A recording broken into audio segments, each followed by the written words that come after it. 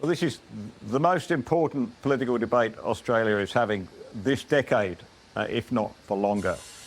Our future of our energy system and therefore our entire economy rests on getting the best solution for our energy supply. And to do that, we're going to need a really free and open and flowing debate about nuclear, the benefits of nuclear, the drawbacks of nuclear, if indeed there are some. But what's happened to my next guest bodes badly for that. Robert Parker is an engineer. He's been involved in project management engineering for 40 years. He has a master's degree in nuclear engineering, and he's the former president of the Australian Nuclear Association, a man who knows what he's talking about when it comes to nuclear power. And yet his experience the other week in being basically shut down and prevented from speaking is really troubling. Robert joins me on the line now from Tasmania. Robert, talk us through that experience. You were invited and then uninvited. Why? Yes, I prepared a presentation and submitted an outline and the key points. And I had a very good discussion with the gentleman in Newcastle Division of Engineers Australia. And so the talk evolved and it was edited and everything went well. And then the day before, Simon Hazelcourt decided that he would criticise on Twitter Engineers Australia for having me speak on the topic of nuclear engineering as though it was some type of distraction.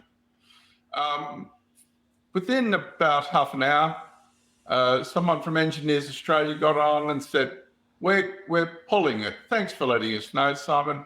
We're pulling the presentation. It doesn't meet our guidelines.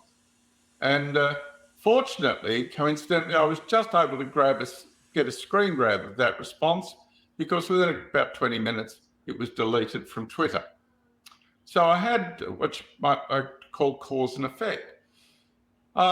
It transpired that the gentleman from Newcastle that I'd actually been dealing with, the local branch up there, were most disappointed, but I had to tell them that we'd been sacked on Twitter because they hadn't even had the decency to let the people in Newcastle know.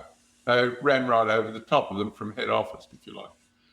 Unfortunately, it got worse. The emails went out to all the registrants, over 400 people, that it wasn't on. And then the next day, about 1 hour before I would have been due to speak, and I knew I wasn't, all these registrants received an email that it was on. So they all turned up. And I was having dinner with my wife and I got a note from a very, very dear friend, Martin Thomas, who's an ex-president of Engineers Australia and a lovely man. And he said, Rob, where are you? Joanna Lackenby, a friend of mine, ex-president of the Australian Nuclear Association, likewise. It transpired that their software hadn't worked too well and all these people were left hanging. So the members suffered considerable inconvenience and disappointment. Next day, they then said, I didn't present because I was unwell. And that was the compounding of a lie. And that was a terrible outcome. And that goes, therefore, to the heart of professional integrity, because I was a member of that outfit for probably about 3 decades. Telling the truth is vital if you're an engineer. If you don't do things truthfully and correctly, bridges fall down or people get electrocuted or planes fall out of the sky.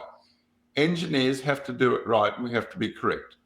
And it sent a terrible lesson, a terrible message to young engineers ending the profession that you could play fast and loose with the truth and almost come up with these Stalinist means of organising an outfit.